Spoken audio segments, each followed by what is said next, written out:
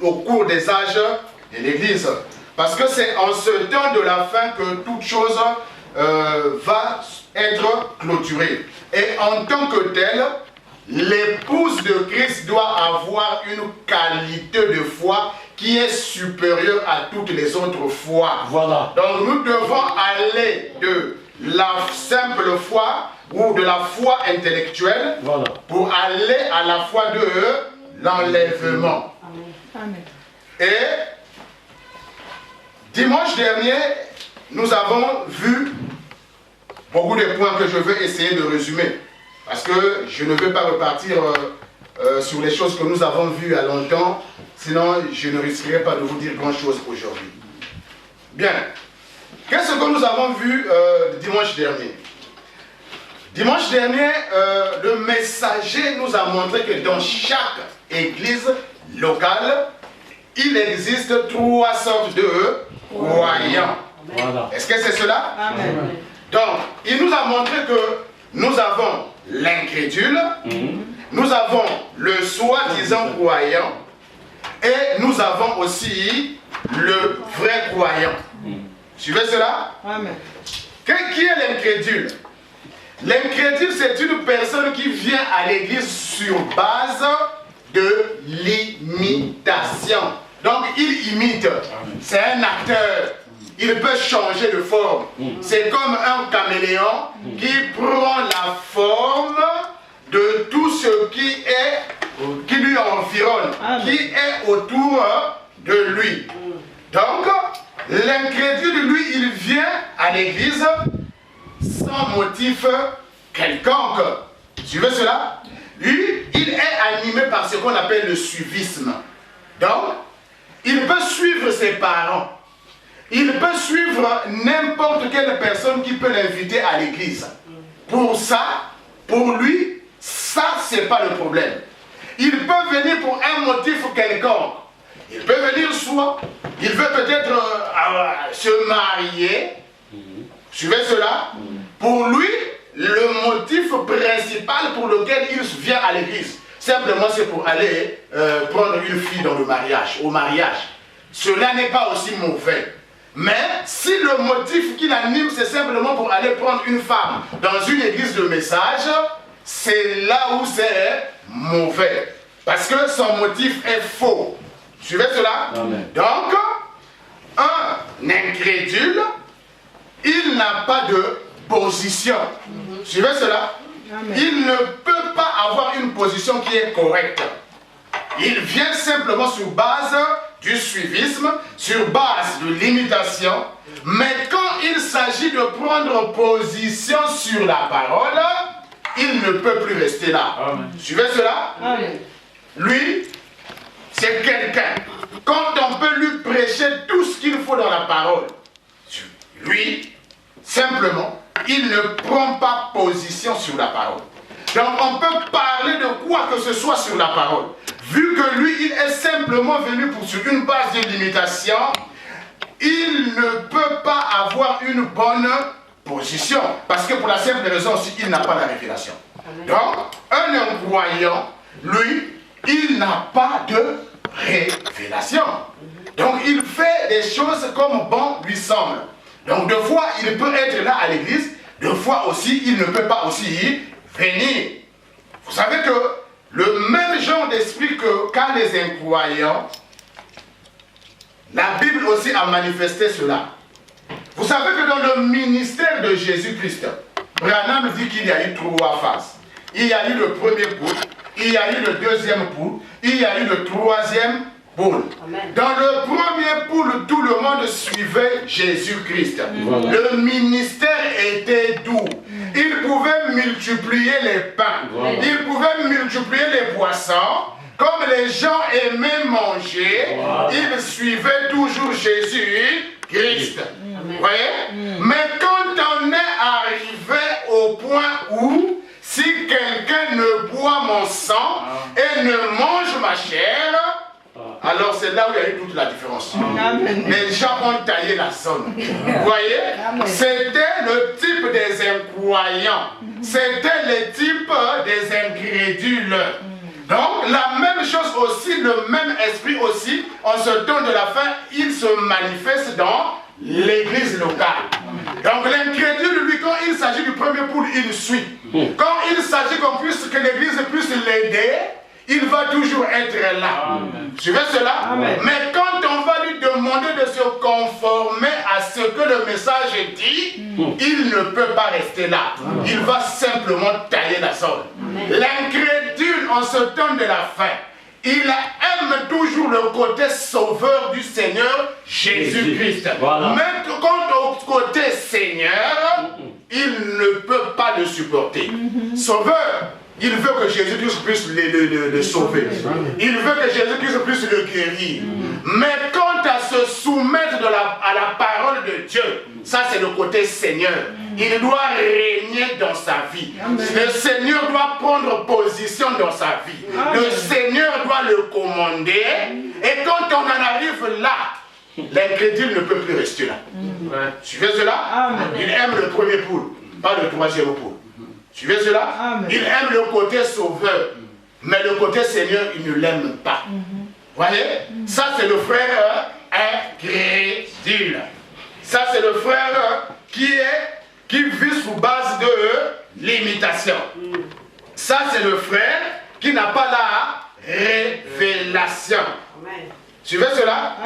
Quand vous lui parlez de Marc 16, voici les signes, les prodiges qui accompagneront ceux qui auront cru en mon nom. Vous voyez, l'incrédule vous dira que ça ce sont les jours du passé. Vous voyez cela? Il ne peut pas croire que Dieu a la capacité de pouvoir transformer un homme. Dieu a cette capacité de pouvoir prendre quelqu'un qui est dans le monde et faire de lui un chrétien. L'incrédule ne croit pas cela. L'incrédule, lui, ne croit pas les signes, les prodiges et les miracles. Tant que c'est couché noir sur blanc sur la Bible, alors la Bible dit que voici, en d'autres termes, que lève la tête et regarde, les signes qui suivront ceux qui auront Jésus en eux dans leur âme. Amen. Suivez cela? Amen. Eux, ils ne croient pas à ces choses-là. Il va te dire que non, non, non, moi, pour guérir, il faudrait que je puisse prendre un médicament. Amen. Hein? Il nie que je suis l'Éternel, ton Dieu qui te guérit de toute maladie. Vous voyez cela? Ça, ils n'ont pas cette qualité de foi-là. Ça, c'est le frère incrédule. Maintenant, le deuxième type de croyant dans une église locale, je suis juste en train de résumer et de prendre un peu ceux qui n'étaient pas là aussi pour qu'eux aussi y suivent. Donc pour ceux qui étaient là, c'est une révision. Amen. Et pour ceux qui n'étaient pas là aussi, je vais essayer d'en parler un peu pour que vous soyez aussi dans le bain. Le soi-disant croyant, suivez cela? Frère Branham me dit que c'est un croyant frontalier. Vous voyez? C'est difficile de savoir si c'est un chrétien. Deux fois, il est dans le monde, un pied dans le monde, un pied à l'église.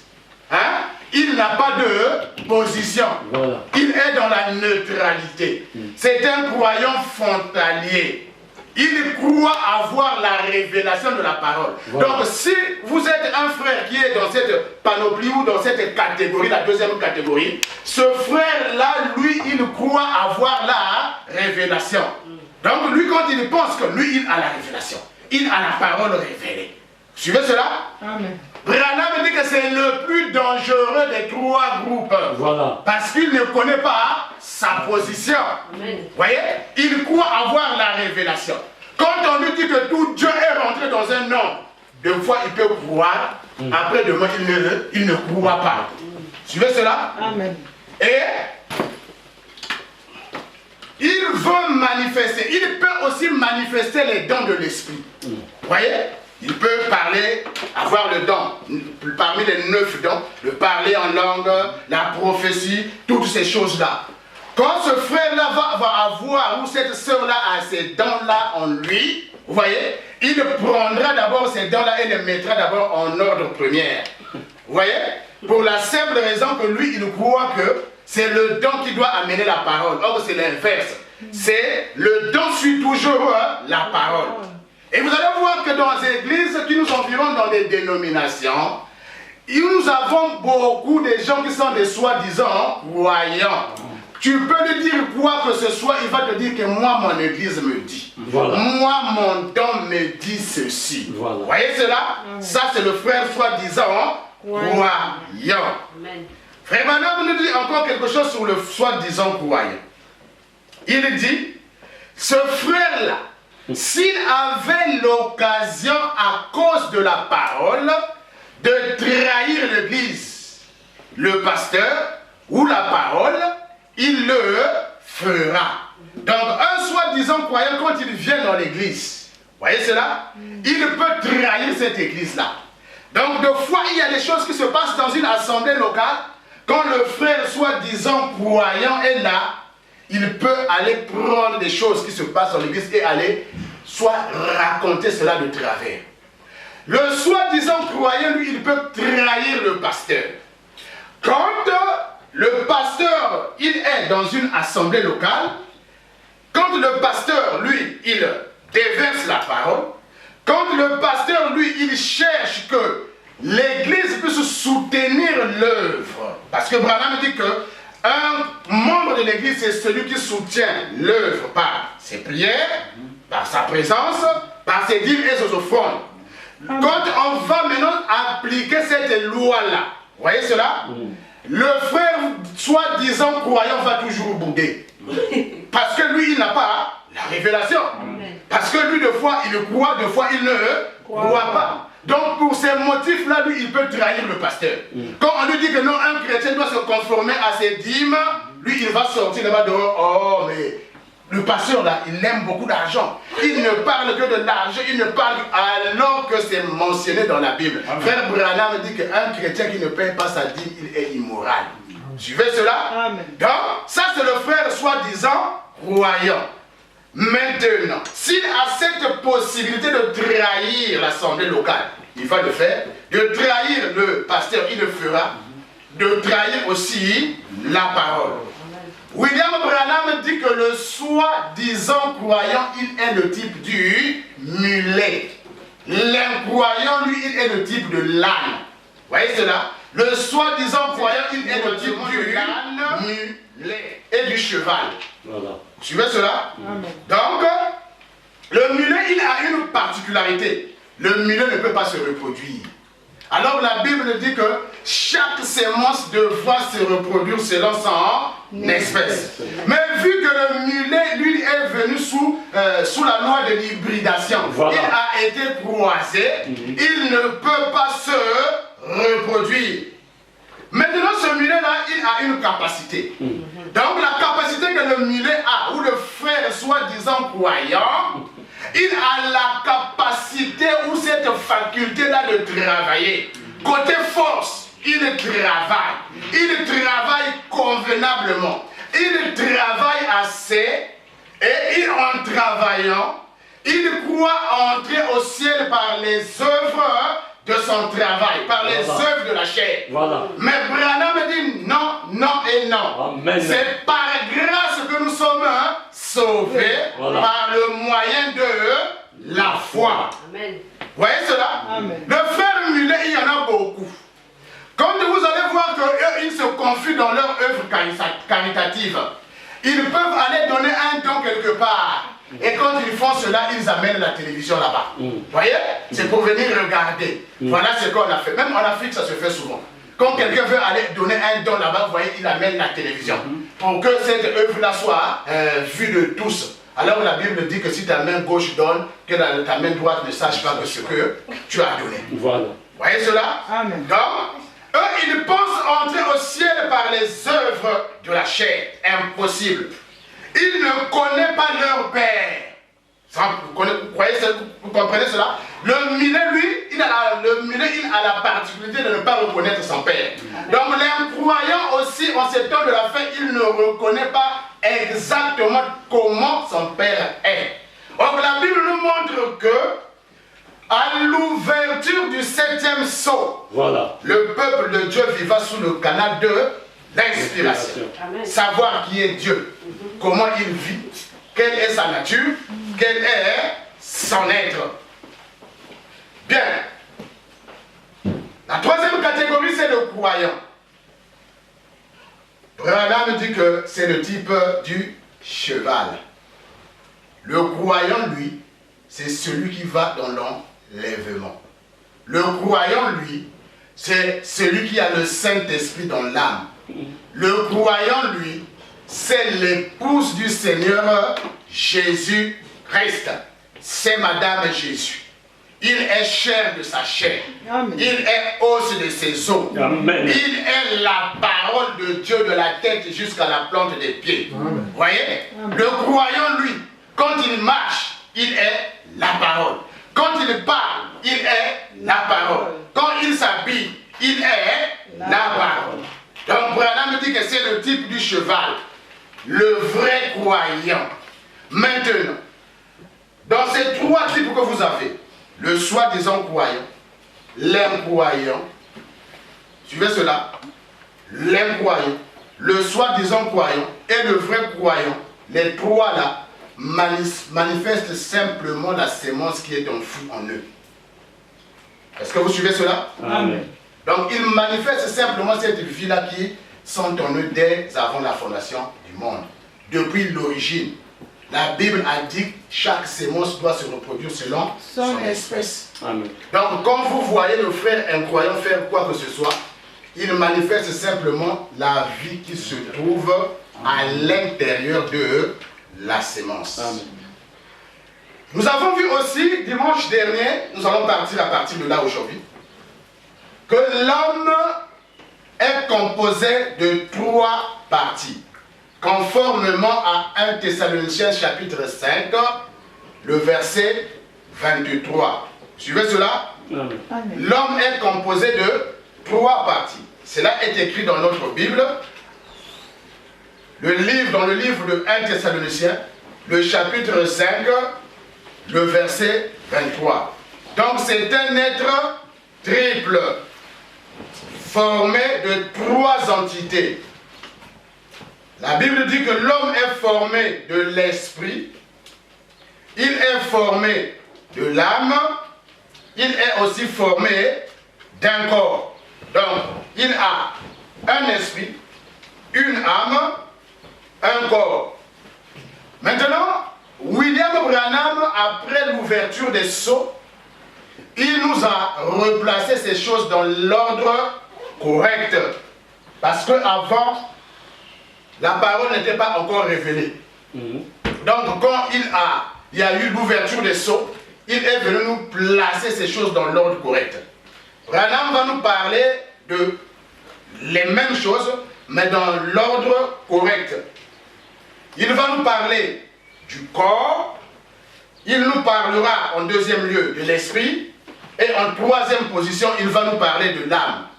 Donc, le corps physique ou le corps extérieur que nous avons, ce bâtiment que nous avons, ce temple que nous avons, est formé de 5 sens. Ça, c'est le corps extérieur. Formé de 5 sens.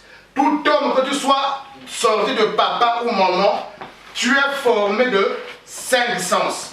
Nous avons la vue, nous avons l'odorat, nous avons le goûter, nous avons l'ouïe et nous avons le toucher.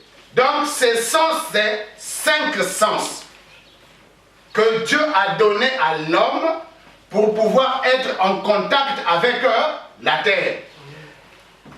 Bien, ces 5 sens subissent des influences extérieures. Donc tout homme, nous avons vu cela, sorti de papa et maman, il pêche par la convoitise des yeux, la convoitise de la chair et par l'orgueil du monde. Donc ce sont les 3 défauts. Et plus tard la Bible appellera cela les portes de la mort. Voilà. Donc la mort, elle commence par là. Vous voyez cela? Même le péché que vous voyez là, elle commence d'abord par quelque part pour aller aboutir aussi à un endroit donné. Donc, vu de ces choses-là, l'homme est sous les influences extérieures. Donc, en tant que tel, quand tu es dans ce bâtiment-là, tu es tenté. Donc, Christ aussi a été tenté en toutes choses. Donc les tentations sont normales. En tant que croyant ou chrétien, tu devras être tenté. Si tu refuses des tentations dans ta vie, pose-toi la question, tu sors d'où? Parce que Jésus-Christ, qui est notre Sauveur et Seigneur, il a été tenté en toutes choses sans commettre le péché. Amen. En tant que tel, quand nous sommes dans un corps extérieur, dans ce corps-ci, avec les sens extérieurs ou avec les 5 portes, nous avons en nous aussi des ambitions. Voyez cela? C'est normal que tu puisses avoir des ambitions. Quelqu'un qui n'a pas des ambitions ne peut pas aller aussi loin qu'il veut aller. Il faut aussi être ambitieux dans la vie. Donc nous avons des ambitions. Nous voudrons aussi, étant dans ce corps de chair, je suis en train de parler des influences que subissent le corps humain, nous avons aussi la gloire. L'être humain veut aussi être aussi glorifié. Quand on parle de lui, ah frère, ah Dieu ceci. Quand on lève toutes ces choses-là, ce n'est que aussi normal. En nous aussi, il y a le stress. En nous aussi, il y a des menaces. En nous aussi, nous avons des besoins, nous avons des problèmes, nous avons des soucis. Ça, c'est rattaché à notre corps charnel. Suivez cela? Amen. Donc, 5 sens. La vue, l'odorat, le goûter, l'ouïe, le toucher. Donc, avec ces sens-là, tu ne peux pas contacter Dieu. Tu ne peux pas croire Dieu avec ces sens-là. Vous suivez cela? Amen. Donc, ça c'est l'homme extérieur, formé de 5 portes que je viens d'énumérer. Et Branham plus tard va nous dire que cet homme-là est formé de 16 éléments. Suivez cela? Il nous a montré cela, que cet homme est formé de 16 éléments. Parmi tant d'autres, nous avons la potasse, l'iode, le phosphore, le zinc, le manganèse, ainsi de suite. C'est cela, cet homme-là qui a les 16 formés de 16 éléments. Bien. Alors, il nous a dit aussi, l'esprit aussi comporte 5 portes. Voilà. Alors, l'esprit de l'homme comporte 5 portes. L'esprit de l'homme, c'est la partie invisible. L'esprit, c'est la partie invisible. Donc, avec les yeux naturels, là, je ne peux pas contacter, je ne peux pas voir ton esprit. Tu ne peux pas aussi voir mon esprit. Et la Bible dit que Dieu est esprit. Tu ne peux pas le voir sous la forme visible, avec nos yeux naturels. Comprenez par là que je suis en train de vous montrer les limites des organes de sens que nous avons. Avec ces organes de sens-là, tu es limité. Tu ne peux pas avoir la foi. Avec ces organes de sens-là, tu ne peux pas croire la parole. Si tu ne t'arrêtes que qu'au niveau de tes organes sensoriels du corps, si tu t'arrêtes que par les portes, les 5 portes de l'esprit, tu ne peux pas croire la parole. Donc ces choses-là sont limitées. Alors, il est en train de nous dire que la partie invisible de l'homme, c'est son esprit. Et l'homme est le reflet parfait de ce qui existe au ciel. Qu'est-ce qui existe au ciel? C'est Dieu. La Bible dit que Dieu est esprit. Ceux qui doivent l'adorer, doivent l'adorer comment? En esprit et en vérité. Vous connaissez cela? Donc, 5 entrées. Vous avez la mémoire, vous avez la conscience, vous avez le raisonnement, vous avez l'imagination et vous avez les affections. Donc, les 5 portes de l'esprit. On va prendre un peu cela. Amen.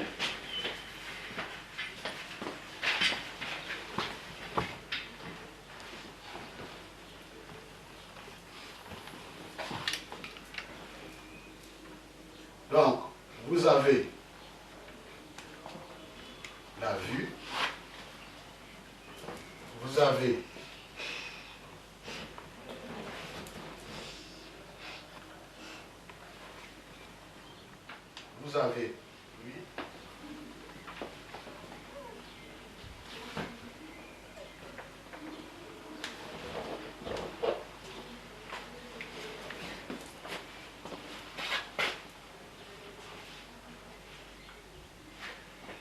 vous avez l'odorat.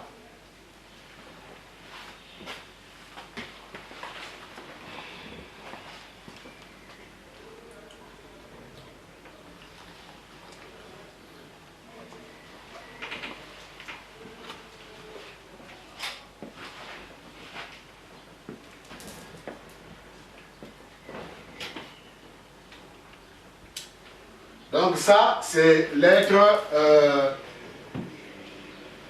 physique. Voilà. 5 sens. La vue,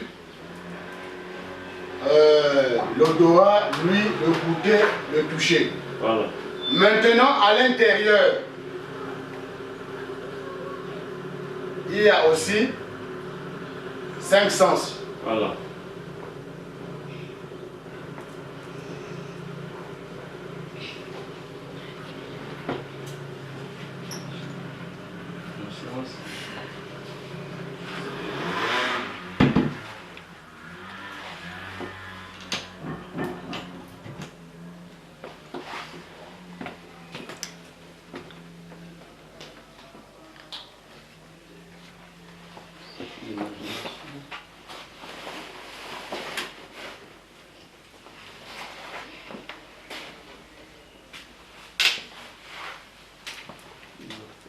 Les affections, pas d'autre. Le raisonnement.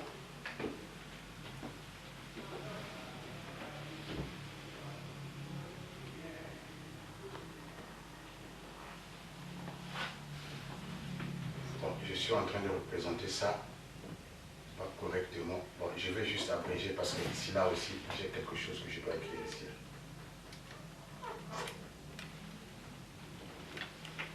Donc là, vous avez la conscience, les affections, l'imagination. Je vais juste abréger, hein. Raisonnement.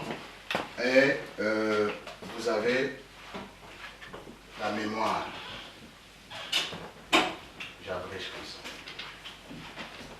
Donc là, la vue. La parole, tu ne peux pas la voir avec la vue.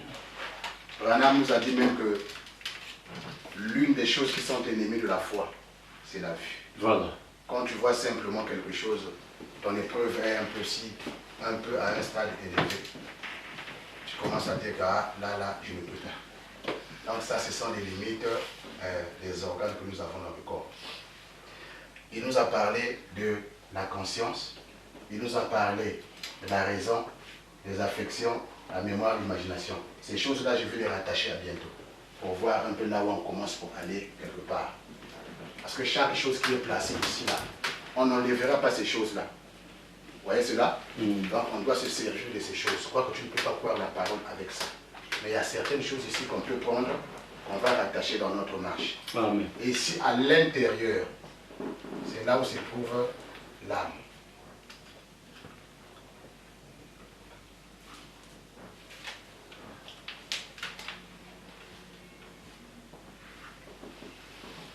Ça, c'est un M. C'est là où se trouve l'âme. Ici, il n'y a que deux choses qui contrôlent ici, là. Voilà. Soit c'est la foi, ou soit l'incrédulité. Deux choses seulement. Soit c'est la foi ou l'incrédulité. Bien.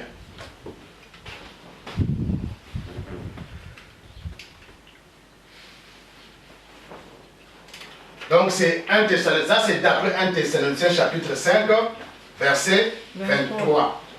Il dit, et le Dieu de paix, lui-même vous sanctifie entièrement, et que votre esprit, votre âme, votre corps, tout entier soit préservé sans reproche pour la venue du Seigneur Jésus-Christ. Donc, trois entités. C'est ce que la Bible est en train de nous montrer ici, là. Trois choses. L'homme composé de trois choses. Corps, esprit, âme. Et au niveau du cœur, c'est la tour de contrôle de l'homme, là où est logée notre âme. Amen. Je vais lire quelque chose ici où Frère Branham est en train de dire dans le message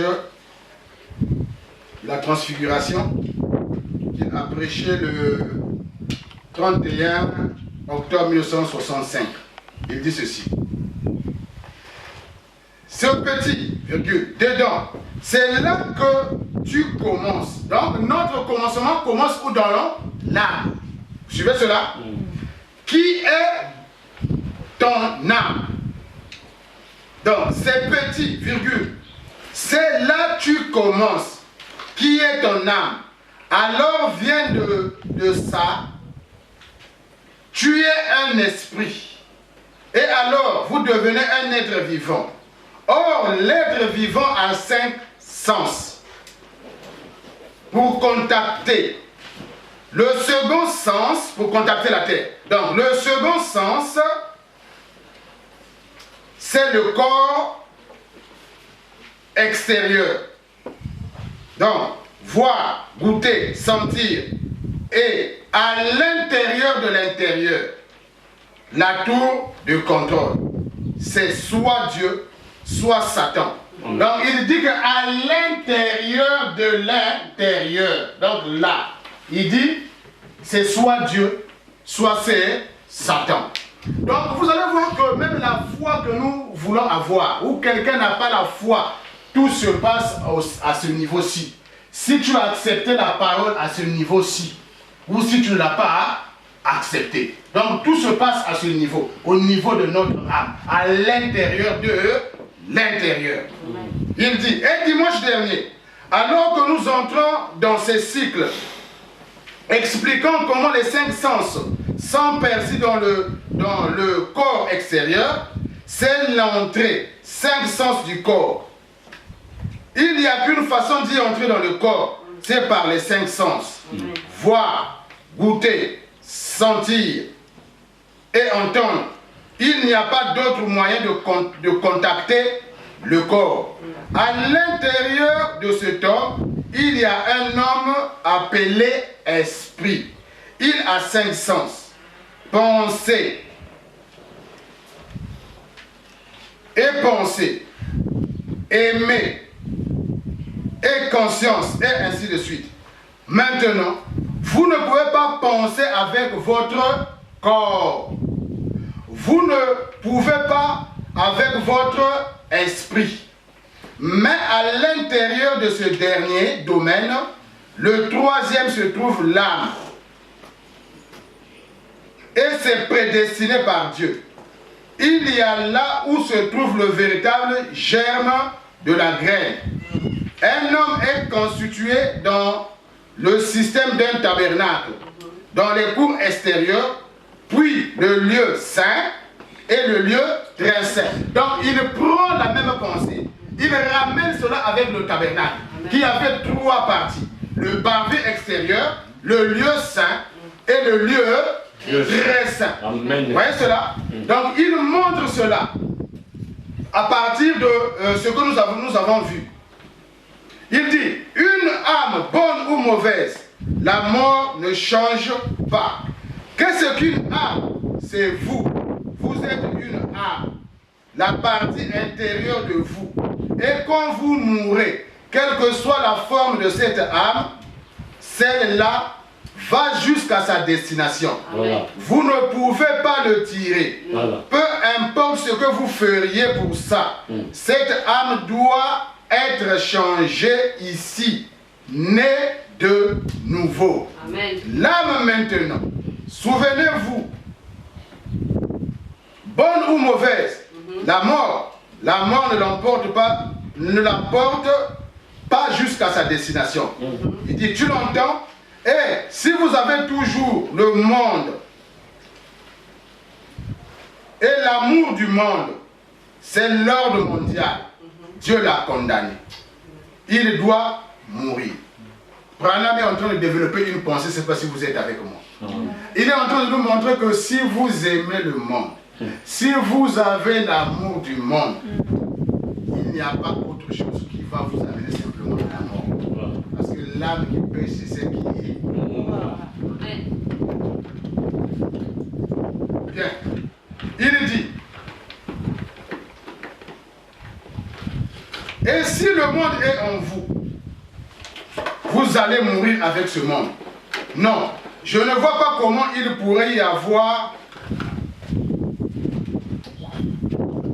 de plus simple et si bon, né de Dieu, ça doit aller à Dieu. Si c'est du monde, où il est illettré, si le monde est toujours là, il doit mourir. Et si le monde est il est dans votre âme, et que votre désir concerne les choses du monde, vous périrez avec le monde. C'est clair, n'est-ce pas? Il dit, à l'intérieur de l'homme, il n'y a qu'une porte, une entrée dans la gloire de Shekinah, où Dieu peut entrer en lui et peut être au contrôle de la tour de contrôle. Et cela se fait par ça. Cela ne se fait pas par la volonté personnelle. Que vous le voulez ou non, c'est à vous. Non, pardon. Si vous le voulez ou non,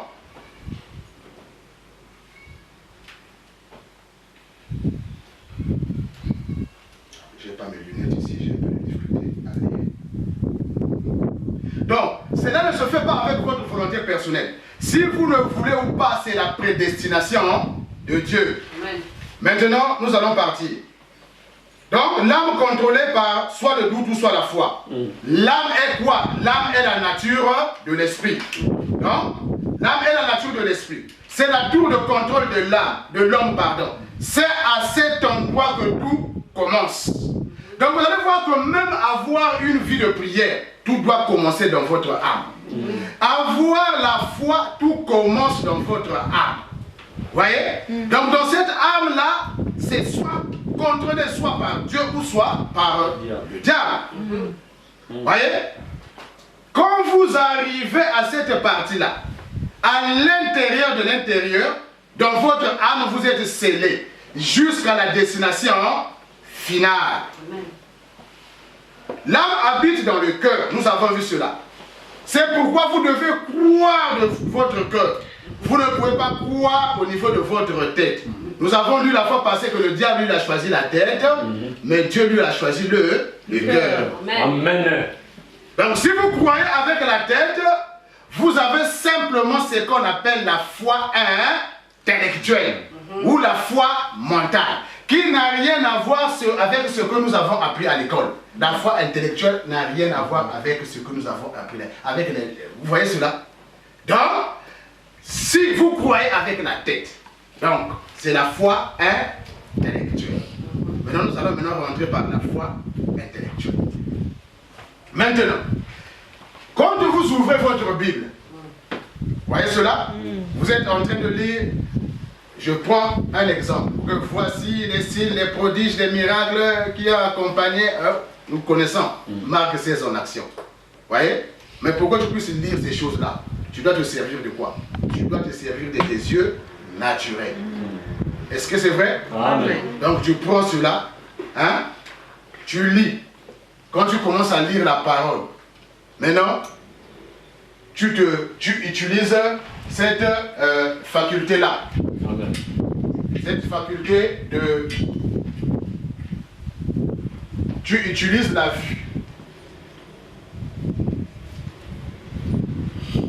Donc là, tu es dans la lecture de la parole. Tu es en train de lire. La lecture de la parole. Tu es en train de lire la parole. Maintenant, quand tu commences à lire la parole, tu commences à essayer de méditer un peu. Hein? Je médite. Mais qu'est-ce que je suis en train de dire là? Qu'est-ce que Dieu veut me dire à travers de cette parole? Amen. Amen. Est-ce qu'il y a quelque chose que je dois saisir? Quel est l'ordre où Dieu est en train de placer ces choses? Quel est l'exemple que je dois suivre? Suivez cela? Donc jusque-là, tu as lu cela. Maintenant, quand tu commences à méditer cette parole-là, tu ne vas pas méditer avec le toucher. Tu ne vas pas méditer avec l'ouïe. Tu ne vas pas méditer avec l'odorat. Mais tu dois aussi en prendre un autre sens. Mais c'est un sens de l'esprit. Amen. Vous voyez cela? Donc, c'est au niveau de ta pensée. Vous suivez cela? Donc, dans ta conscience, il y a une faculté qui est là qu'on appelle la pensée. Donc tu commences à voir la pensée. Tu commences à lire la pensée. Même la Bible que vous voyez là, c'est la pensée de Dieu dans l'âge dans lequel nous vivons. Donc si tu veux connaître que ce que Dieu a pourvu pour toi, ce que Dieu a prévu pour toi, tu dois aller prendre la Bible pour consulter la pensée de Dieu. Hein? Lire ce que tu veux que tu puisses faire. Connaître ce que tu veux, où tu veux aller. Tu vas lire cette parole qui est la pensée de Dieu. Mais à ce moment-là, tu vas utiliser ce qu'on appelle la pensée qui se trouve dans notre conscience. Maintenant, cette pensée-là se trouve au niveau de l'esprit. Donc, la pensée aussi, Branham dit que c'est la matrice spirituelle. Donc, de la même manière que vous et nous, quand nous sommes venus au monde, nous avons utilisé la matrice de nos mamans. Personne ici est né comme... il est sorti du ciel comme ça. Non, non, non.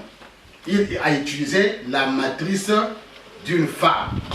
Et cela, donc nous aussi, nous avons besoin d'une matrice spirituelle. Cette matrice spirituelle, c'est notre pensée. Et cette matrice spirituelle, il ne faut pas jouer avec. Vous êtes ce que vous êtes dans votre pensée. Vous êtes ce que vous êtes dans votre matrice spirituelle. Vous concevez tout ce que vous voulez avoir au niveau de votre pensée. Et voilà pourquoi la Bible dit que ayez les pensées qui étaient en Christ. Mais la difficulté dans l'homme n'a pas de bonnes pensées. L'homme, quand il pense lui, en lui il y a des pensées de jalousie. En lui il y a des pensées de meurtre. En lui, il n'y a pas de bonne pensée. Voilà pourquoi la Bible dit que ayez les pensées qui étaient en Christ. Amen. Voyez, quand vous devez naître, je viens de dire que la première naissance qui est naturelle, c'est dans la matrice. On peut croire en Dieu qu'on ne voit pas. Mais croire à un mortel, c'est là où il y a le problème. Hein? Tu dois croire à un mortel. Il a dit que si tu amènes les gens à te croire, il dit rien ne résistera à ta prière. Amen. Moi, William Branham m'a amené à le croire. Amen. Je crois aussi qu'il vous a amené à le croire. Amen. Sinon, tu ne serais pas ici.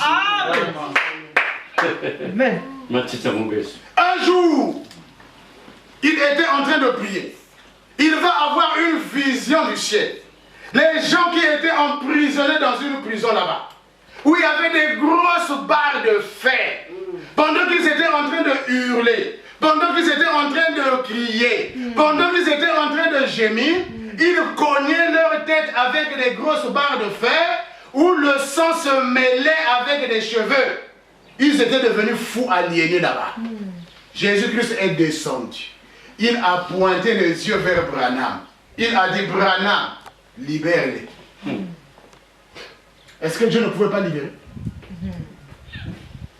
Hein? Est-ce que Christ ne pouvait pas libérer lui-même? Oui, il pouvait. Il pouvait, non? Oui. Mais pourquoi il a dit que Branham libérerait-les? Parce qu'il y a eu le transfert du trône. Voilà. Le trône était déjà sur la terre. Amen. Jésus-Christ ne pouvait plus travailler. Amen. Donc il devait travailler au travail. Amen. Pour le faire Branham. Et quand il a vu cette prison, il a dit que j'ai vu mon corps malingre. Voilà. J'ai dit, oh Seigneur. Quand il a commencé à regarder aux symptômes, est-ce que je peux pouvoir faire ça? Après, une fois la divinité est descendue. Quand la divinité est entrée en lui, il est entré en lui-même. Il a prononcé la parole. Maison d'enfer, je suis guéri. Hein? Qui était là si ce n'était pas toi et moi? Amen. S'il se trouvait dans cette prison si ce n'était pas toi et moi? Voyez? Amen. Et ce messager, en ce temps de la fin, il nous dit quelque chose. Il a représenté la foi de l'enlèvement. Pour quelqu'un qui veut aller dans l'enlèvement, il doit être connecté avec Branham. Amen. C'est lui qui a prêché la foi de l'enlèvement. C'est lui qui nous donne la foi de l'enlèvement. Par le message des 7 tonnerres. Parce que ce sont les 7 tonnerres qui donnent la foi de L'enlèvement. Si tu n'es pas connecté au message des 7 tonnerres, impossible. Tu ne peux pas. Donc, la vue tu lis la parole. Alors partons un peu. Tu vas lire la parole. Et par ta pensée, voyez, tu commences à raisonner. Tu commences à voir un peu. Ce que j'ai lu, si c'est ça ou c'est pas ça. Donc par la faculté du raisonnement, tu commences à poser le pour et le contre par le truchement du libre arbitre. Tu commences à voir, ici là c'est bon, ici là c'est pas bon. Tu refoules ceci, tu acceptes cela. Donc là tu es en train de raisonner. Donc tu es en train de raisonner la parole. Donc la parole qui se trouve au niveau de ta tête, au niveau de ton intellect, cette parole-là par le canal de la volonté, elle commence à descendre. Elle descend, elle arrive jusqu'au niveau de ton cœur. Dans ton cœur, là où se trouve ton âme, et que si cette parole est acceptée dans ton âme, suivez cela, si c'était la guérison qui te tracassait, tu reçois la guérison. Or, beaucoup de gens n'arrivent pas à cette étape-là. Ils s'arrêtent simplement au niveau de la foi mentale. Ils s'arrêtent simplement au niveau de la foi intellectuelle. Hein? Il peut croire de foi, demain il ne croit pas. Quand il prie, il montre de la persistance dans la prière. Et quand une occasion de chute arrive encore, il ne croit plus. Ce qu'il croyait hier là, aujourd'hui il va dire que, ah non, mais je crois que je ne peux plus croire. Non, parce que simplement, cette parole-là, elle est seulement au niveau de ta pensée. Amen. Elle s'arrête simplement au niveau de ton intellect. Elle doit quitter l'intellect. Elle doit descendre par le canal de la volonté en saisissant le libre arbitre. Parce que Dieu ne force pas quelqu'un. C'est toi-même qui fais le choix. Voilà. Soit tu prends, soit tu ne prends pas. Voilà. Donc c'est ça le libre arbitre. Tu choisis. Tu dis que moi et ma maison, j'ai choisi de servir l'Éternel. C'est toi qui fais le choix. Mais quoi que le choix que tu fasses, si c'est un choix où tu peux aussi faire un choix contraire, tu peux aussi être incrédule. Mais sache que le jour J, tu rendras compte. Donc, quand la parole là vient au niveau de ton âme, c'est là où tu commences à créer toutes choses.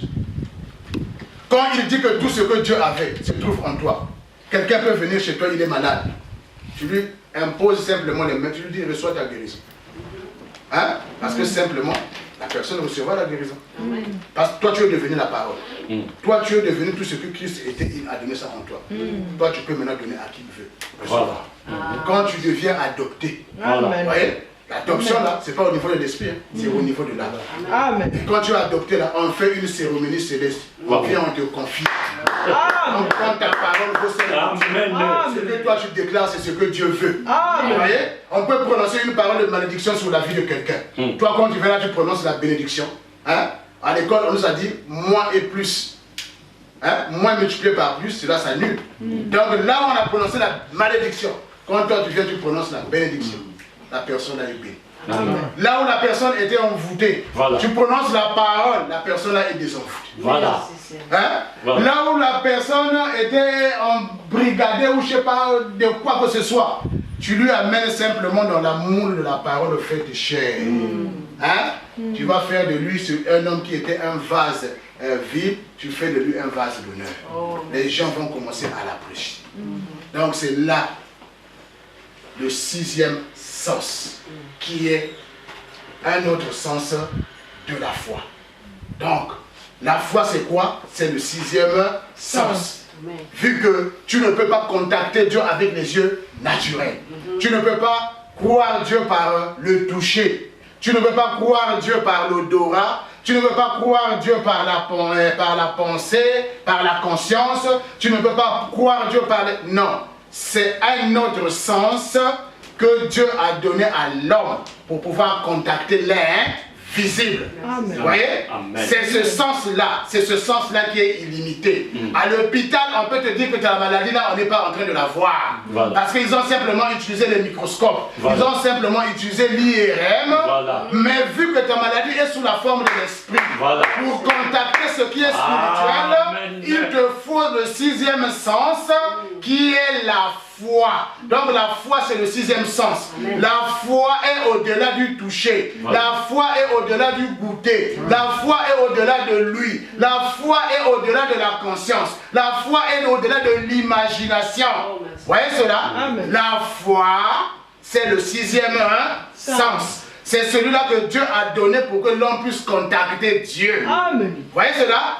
Maintenant, ma question est de savoir, est-ce que as-tu la foi?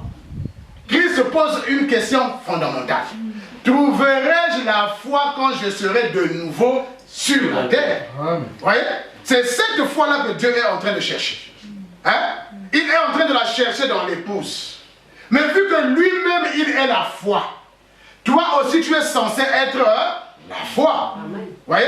Quand il dit, toi, tu es l'épouse de Christ, tu es chair de sa chair, os de ses os. Donc, lui, si il est la foi, toi aussi, en toi, il doit y avoir la foi. Maintenant, si tu n'es pas encore arrivé là, désire simplement d'avoir cette foi-là. Mais pour voir cette qualité de la foi, tu dois d'abord passer par la nouvelle naissance. Amen. Si tu n'es pas né de nouveau, tu ne peux pas comprendre que Dieu là, on ne peut pas le contacter avec les sens du corps. Celui qui n'est pas né de nouveau, lui, il va simplement s'arrêter au niveau des 5 sens du corps. Dit, si moi je ne vois pas, si moi je ne touche pas, si moi je n'entends pas de mes propres oreilles, si moi je ne sens pas, je ne croirai pas. Frère Thomas avait fait cela. Hein? Quand Christ était venu là. C'est ce que frère Thomas avait fait. Si je ne mets pas mon doigt dans ses plaies, je ne croirai pas. Mais pendant qu'il était en train de faire là, Christ était sous la forme de l'esprit là. L'autre jour quand il est venu, quand il a dit frère Thomas viens mettre tes doigts ici. Ah, il a commencé à pleurer. Vous voyez? Donc c'est ça la foi. Vraiment. Vous devez avoir la foi. Mais pour la voir, tu dois passer par la nouvelle naissance. Elle est obligatoire. Si tu n'as pas la nouvelle naissance, tu ne pourras pas croire correctement. Ta foi sera handicapée. Quand on te dit que ici, là, quelqu'un qui a le sida vient, impose les mains, il va guérir. Tu vas dire, ah, mais la science, lui, il a déjà condamné. Non? Moi, je ne peux rien. Vous voyez? Parce que simplement, tu n'as pas quelque chose à donner. Amen. Pierre, le jour de la Pentecôte, quand ils ont reçu le Saint-Esprit, quand ils sont partis dans la vie, ils ont vu quelqu'un qui était boiteux. Qu'est-ce qu'ils ont dit? Ce que j'ai, je te le donne. Amen. Il avait quoi? Il avait la foi. Amen. Dans quoi? Dans la parole de Dieu.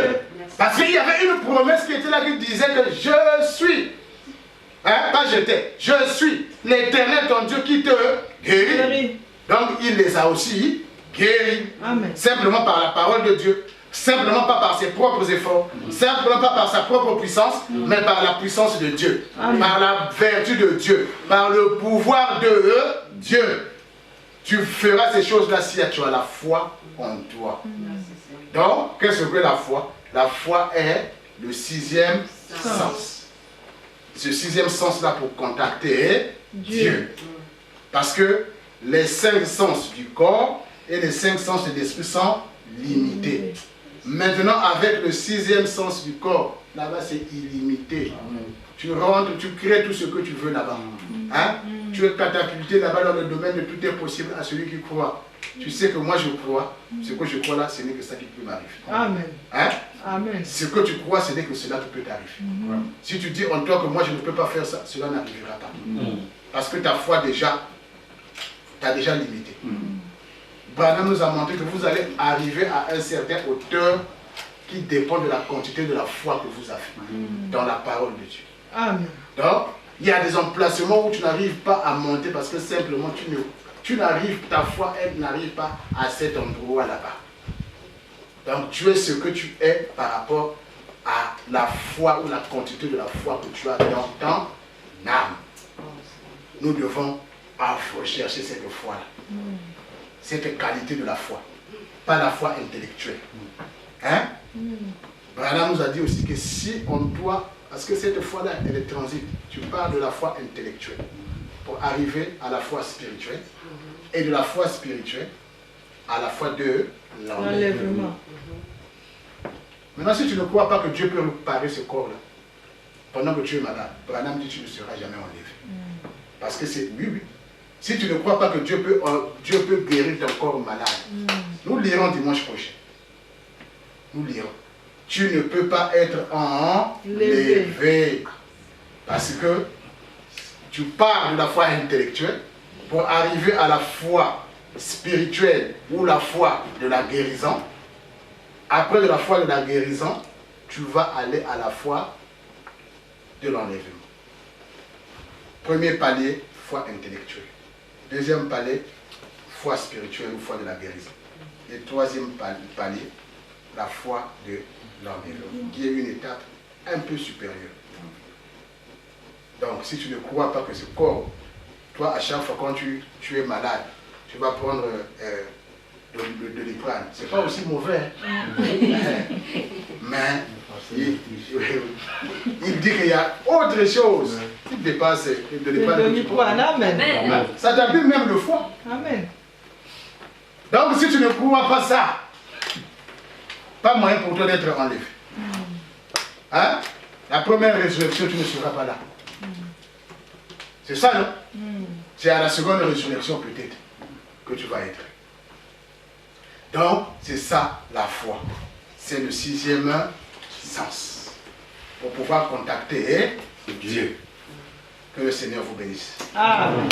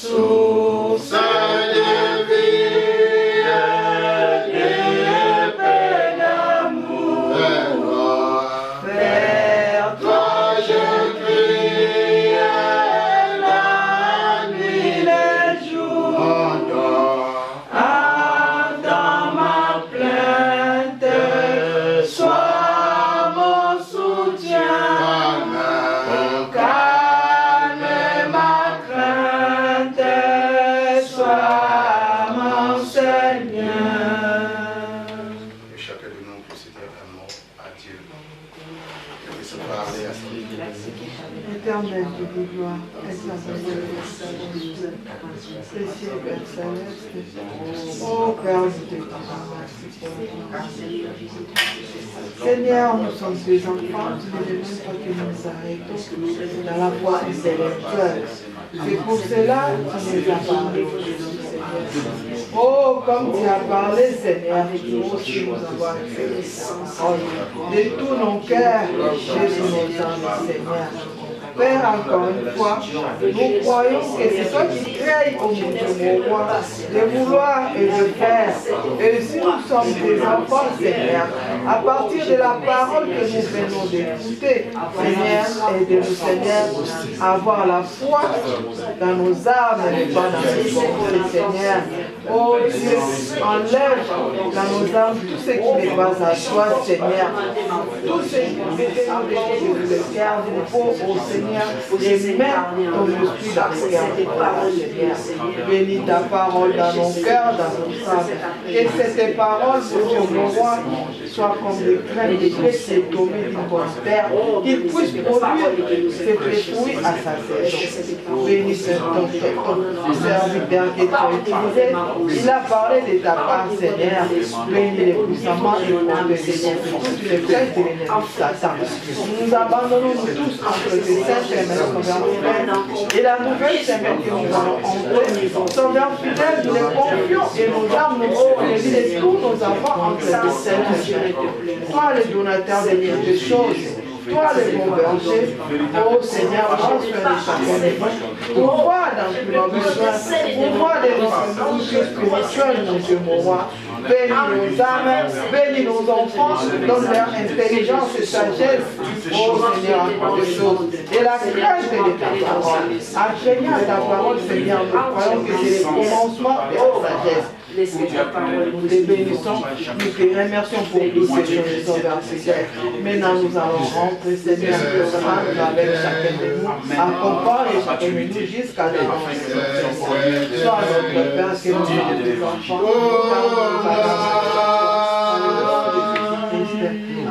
Lorsque j'étais perdu,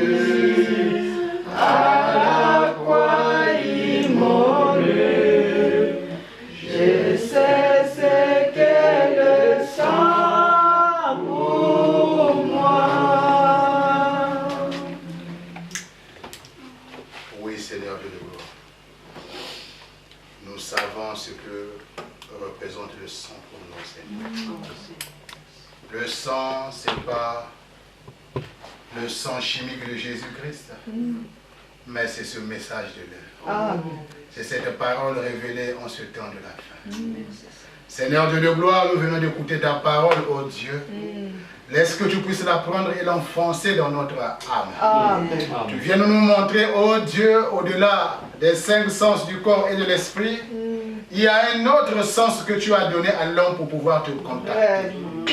Laisse que ce sens soit développé en nous-mêmes. Laisse que tu puisses nous accorder cette foi de croire ta parole. De croire ce qui est impossible, ô Dieu. Car il est écrit que tout est possible à celui qui croit. Tu es le maître de l'impossibilité, Seigneur.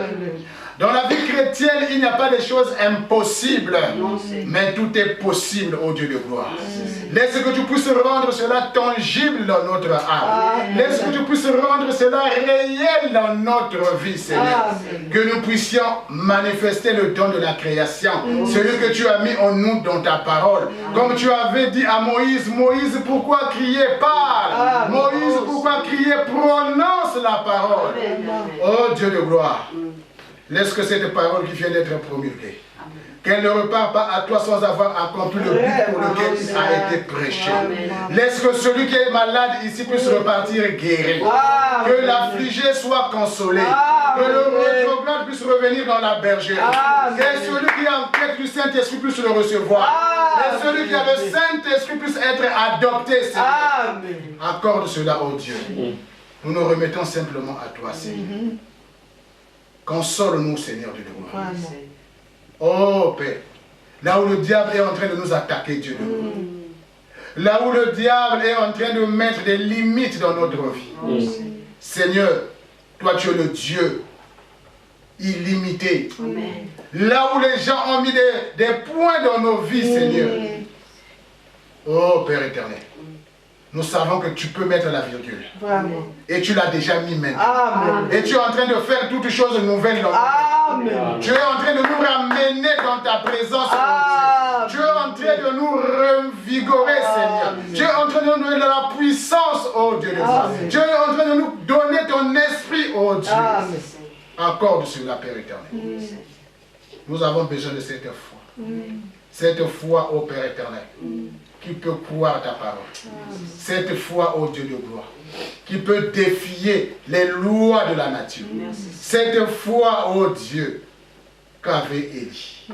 Cette foi, ô Père, qu'avait Branham en ce temps de la foi.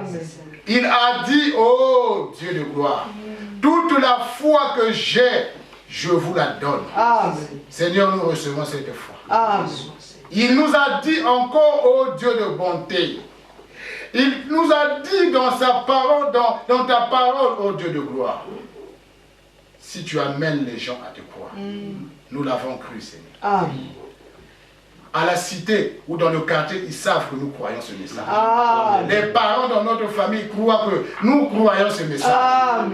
Tu as dit que celui qui reçoit un prophète, en qualité de prophète, reçoit la récompense du prophète. Laisse que nous puissions recevoir, ô Dieu de gloire, les bénéfices du ministère de Malachi.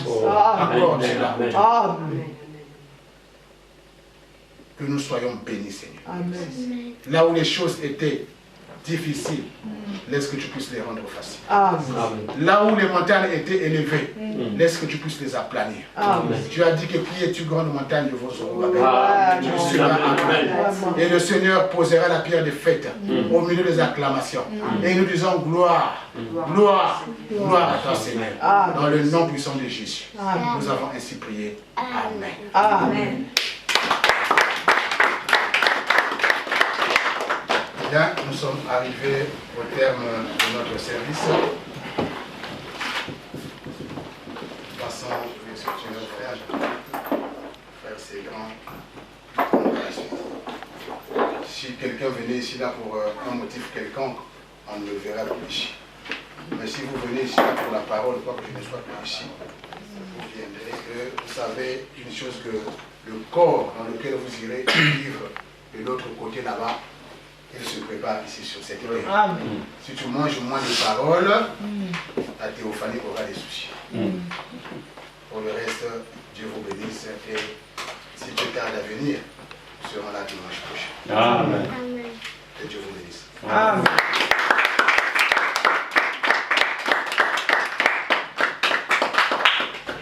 Vraiment, grand shalom. Amen.